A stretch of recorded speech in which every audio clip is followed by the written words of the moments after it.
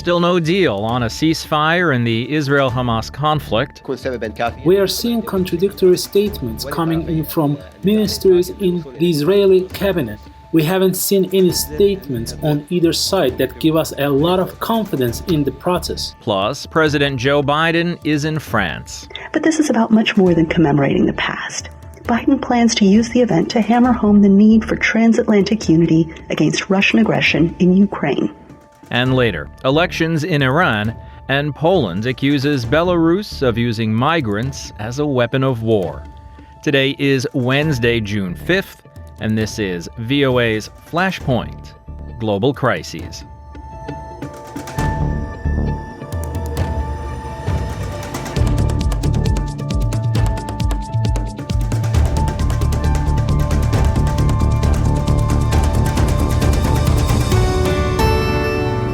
Good evening, I'm Steve Karish in Washington. Ceasefire negotiations continue in Doha. On Tuesday, Hamas said it would not agree to a peace deal without a clear Israeli position on a permanent ceasefire and complete withdrawal from Gaza. The decision follows Israeli leaders' pledge to continue military operations until Hamas is destroyed, despite the ceasefire proposal announced by President Joe Biden days earlier. White House Bureau Chief Patsy Widakuswara has the story. As Israel continues its military campaign in Gaza, efforts towards securing a ceasefire face a stumbling block. Qatar, mediating on behalf of Hamas, said there is a lack of clarity from both parties at war. Foreign Ministry spokesperson Majid al-Ansari said they're seeing contradictory statements from Israeli cabinet ministers, and no statement on either side gives Qatar a lot of confidence in the process. We are seeing contradictory statements coming in from ministers in the Israeli cabinet. We haven't seen any statements on either side that give us a lot of confidence in the process. Israeli leaders have vowed to continue military operations against Hamas until the group is destroyed, despite a ceasefire proposal laid out by President Joe Biden last week. In an interview, Biden appeared to agree with the allegations that Benjamin Netanyahu is prolonging the war to appease his right-wing base. But when asked Tuesday if the Israeli prime minister is playing politics, Biden said no. I don't think so. He's trying to work out a serious problem he has. The ceasefire plan begins with a 6-week temporary pause in fighting in exchange for some hostages held by Hamas, and ultimately moves towards a permanent cessation of hostilities. As Israel's guarantor in mediation talks, the United States said it expects some bargaining from both sides, but is confident that Israel will keep its side of the deal. National Security spokesperson John Kirby told VOA. We have every expectation that they'll continue to back this proposal because it is theirs, and it is in their interest. It's also in Hamas's interest. They say they want the war to end. This is a path to end that war. As Palestinians meet daily destruction and death in Gaza, not many share the administration's optimism. Aaron David Miller, who's now with the Carnegie Endowment for International Peace. My prediction is that even if both sides accept this, which is far from certain given the politics, particularly in Israel, that if you're lucky, really lucky, you'll get through phase one. But I don't see much beyond that. Biden has rallied support from the international community, including through a United Nations Security Council resolution to support the ceasefire proposal. The U.S. resolution does not include a demand for Israel to halt its operations in Rafah, part of another Security Council resolution pushed by Algeria. Richard Gowan, UN Director of the International Crisis Group, via Skype. Vast majority of Security Council members would like to see the Rafah operation halt now. But if the US can convince other council members that their proposal is a credible path to a ceasefire, including a ceasefire in Rafah, then I do imagine that other council members will compromise. But as civilians' casualties continue to mount, prospects for a ceasefire deal appear dim, at least for now. Patsy Widakuswara, VOA News, Washington. Gunshots were fired at the U.S. Embassy in Lebanon, just north of Beirut, on Wednesday. It was a frightening scene for local residents. The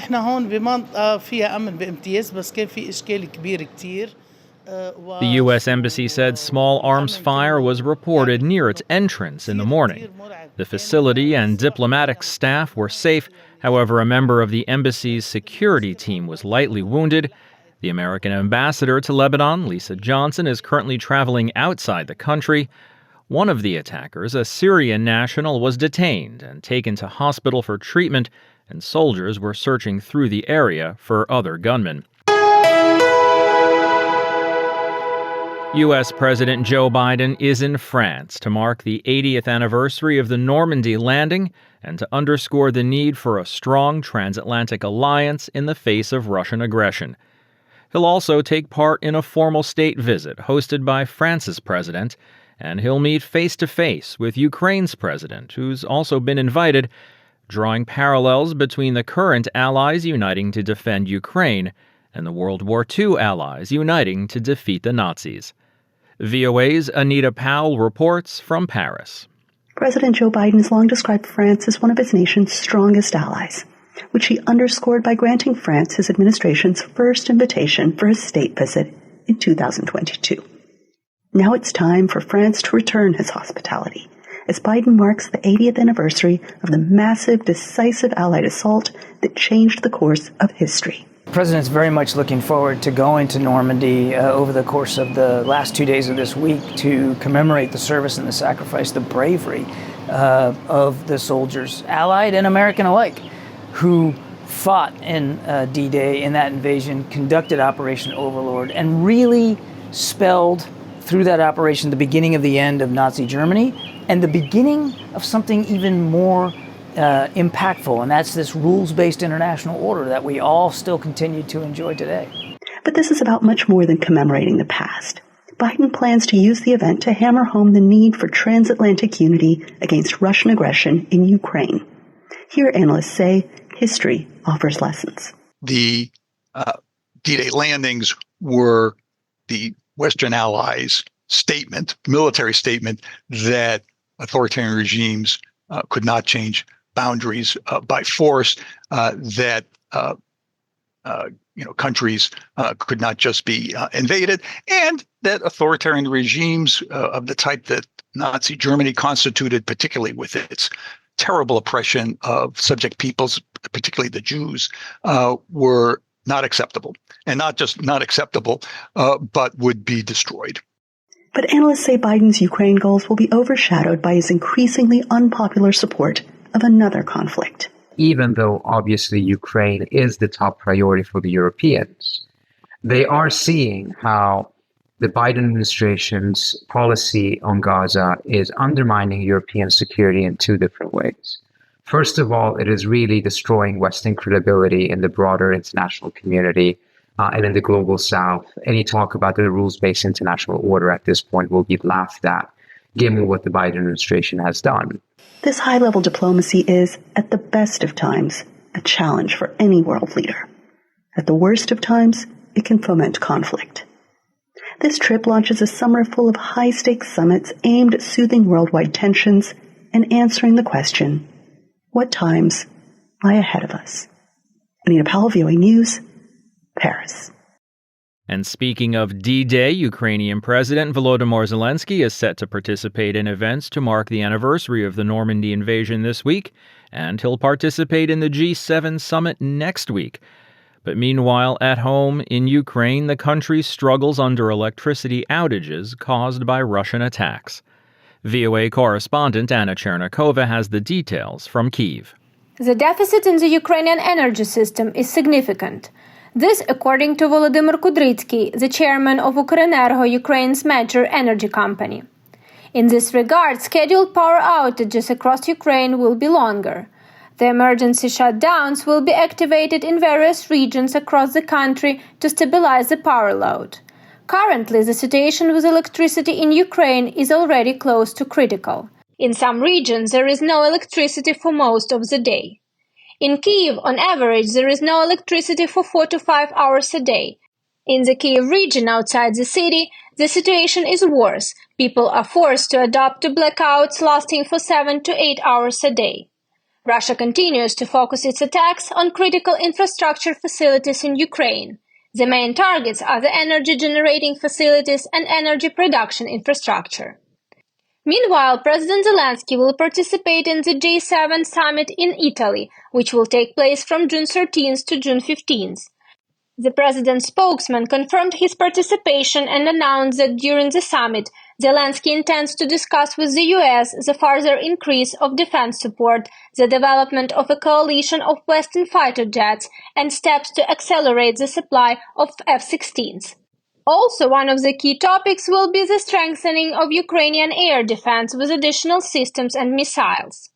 In a couple of days, on June 7th, French President Emmanuel Macron will receive Ukrainian President Volodymyr Zelenskyy at the Élysée Palace. Zelenskyy will take part in the event to mark Allied forces landing in Normandy, 80th D-Day anniversary. President Macron said in a series of recent statements that France could send military instructors to Ukraine. Some analysts believe that Paris may announce such a decision on the occasion of Zelenskyy's visit, despite concerns from some allies and criticism from Russia. Anna Chernikova, VOA News, Kyiv. You're listening to Flashpoint Global Crises from the Voice of America. I'm Steve Karish in Washington. A look at the upcoming election in Iran coming up, but first we continue our look at Europe. The Polish government has increased security on its border with Belarus amid recent violence between soldiers and immigrants. In fact, Poland sees the latest influx of migrants coming from Belarus as a hybrid warfare tactic. VOA's Eastern Europe bureau chief Miroslava Gongadze visited the area and has this report. On the border between Poland and Belarus, the Belovezha forest, popular with tourists and nature lovers, has been the site of recent clashes between Polish soldiers and migrants, prompting Poland to reintroduce a 200-meter buffer zone. The area has been partly divided by this fence since 2021, when Poland first faced an influx of migrants from Belarus. At the time, the Polish government accused Belarus of using migrants, some from the Middle East, as a hybrid war tactic to destabilize the situation at the border with the European Union and NATO. Michał Bura, a senior staff officer with the Polish border guard, says this time the violence at the border has increased. The situation at the border is very dangerous. Every day we have a few hundred incidents of illegal crossing. Migrants are very aggressive and attacking Polish border guards. Just last week, the Polish border guards were treated in the hospital after sustaining injuries at the border from attacks by migrants, that including a stabbing.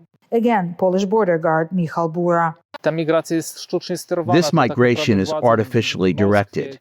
Governments in Moscow or Minsk are deciding when and how many people to push through the border.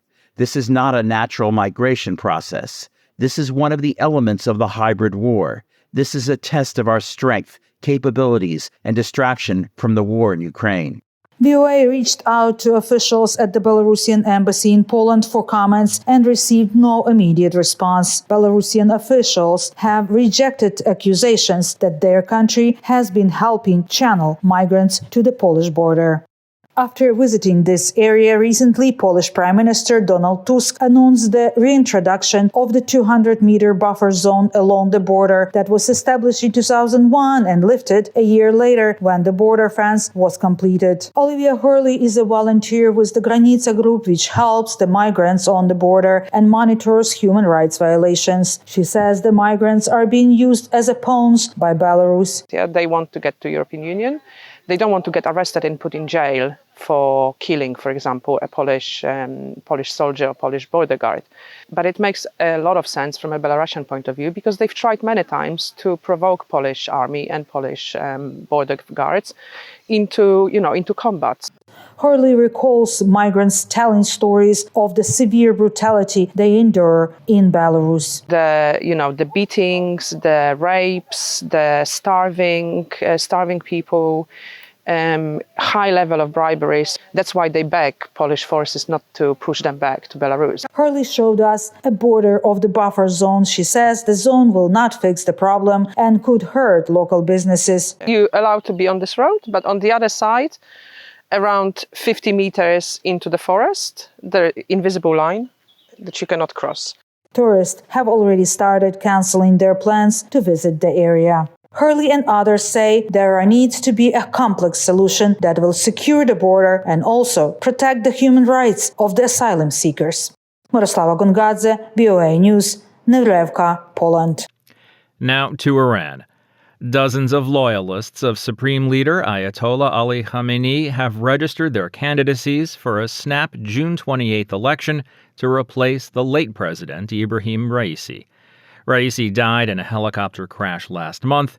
The registered candidates for his position will be vetted by a pro-Khamenei council that typically disqualifies those not favored by him. Raisi faced no serious opponents when he won a 2021 election that drew widespread voter apathy and record low turnout. The current election is already drawing cynicism from social media users in Iran. My colleague Michael Lippin spoke with VOA Persian multimedia journalist Saghi Lagahi and asked her why such a prominent former official would join in the criticism of the election. Michael, this election is not really particularly different from others in the past 45 years in Iran. According to political observers, it's always a show instead of a real democratic event. Now, what Karbaschi says as a former official of the Islamic regime, he admits the election is like a comedy or joke. It shows that the campaign, which aimed to boycott the previous election, has been very successful and it continues as a public discourse. I think it's important that even politicians who are close to the regime and work for the regime use the same term to show themselves close to the people.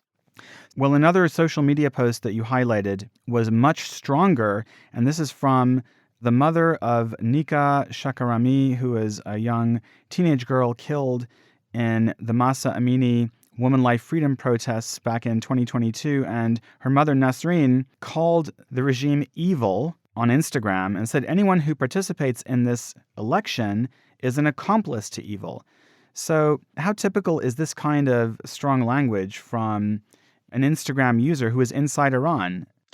Michael, in recent years, we see that more people in Iran speak their opinions without any fear. This is clearly seen in the slogans of protesters and even social media posts.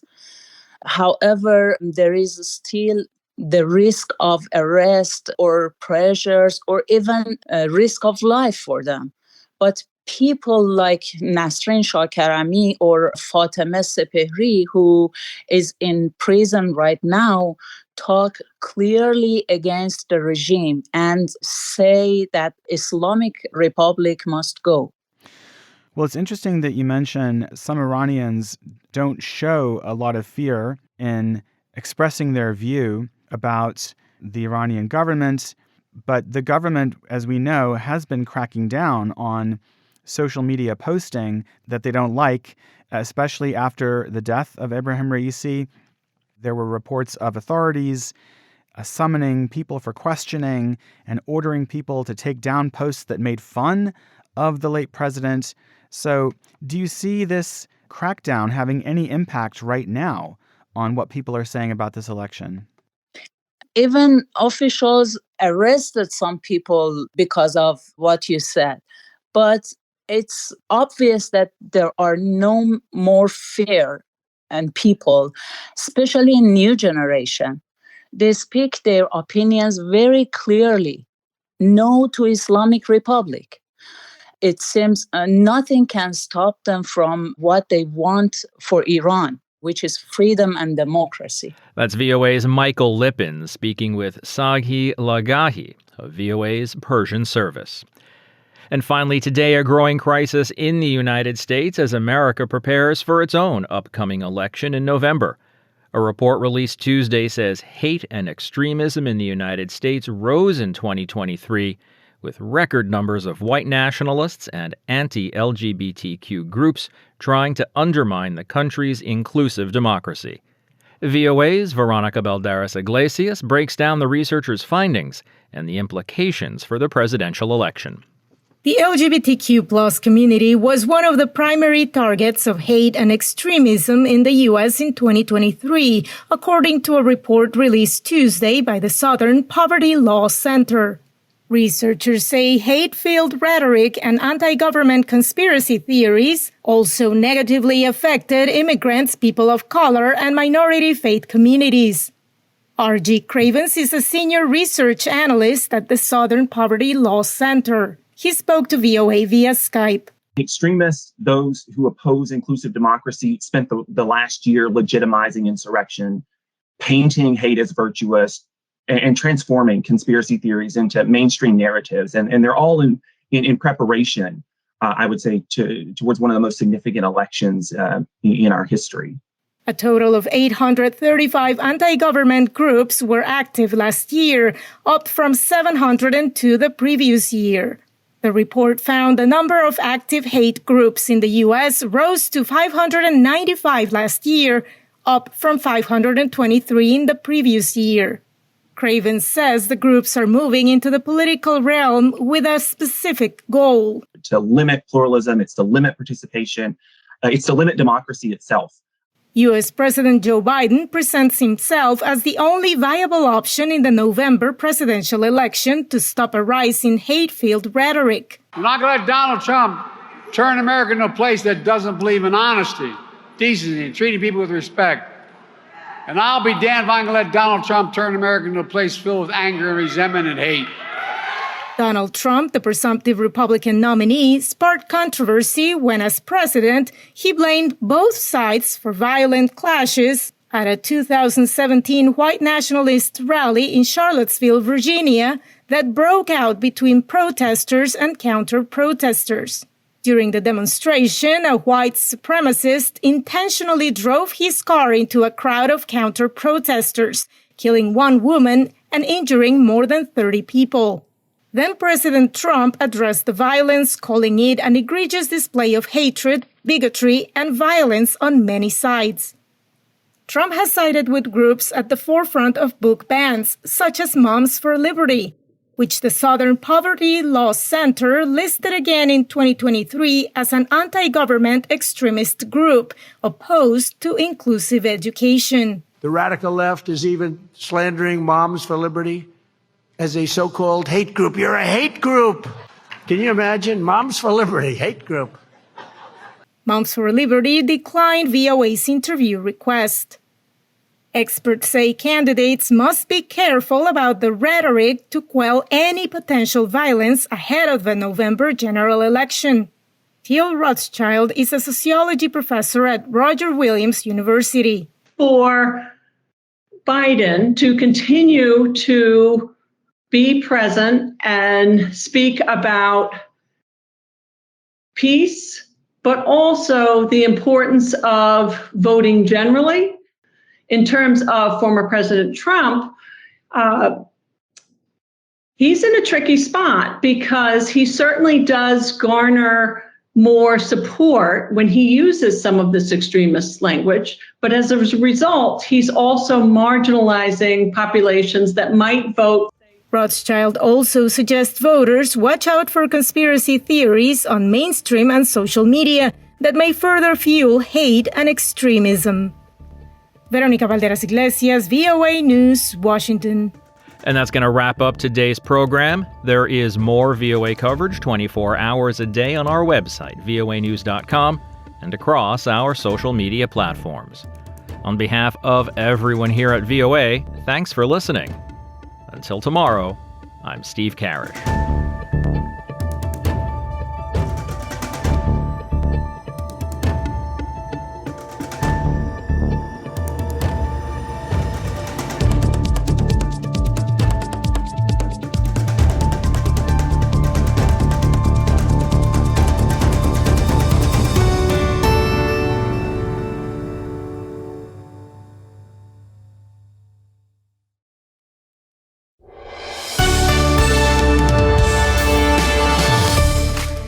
For deeper dives and expert analysis, listen to VOA Podcasts.